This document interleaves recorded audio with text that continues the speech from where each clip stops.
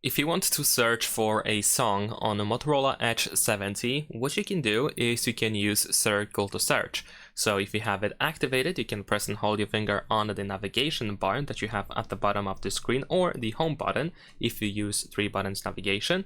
And then once you open this Google's overlay, this circle to search, then over here at the bottom you have this music recognition icon. So you can tap over here in order to let your phone listen to the surrounding, and if there is a song being played, if the phone can catch it up, then you should be able to get Google search results with that song, with the title and the artist, of course. And besides that, instead of going to circle to search, you can actually add the music recognition option into quick settings or the control center.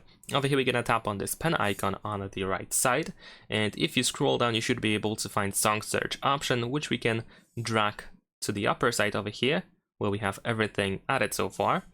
And now we're gonna go back and you should be able to have this search song button, the song search, so you can tap over here in order to open exactly the same thing. And this might be actually a little bit more convenient to do compared to using the circle to search. And that's pretty much it. Thanks for watching, leave a like and subscribe.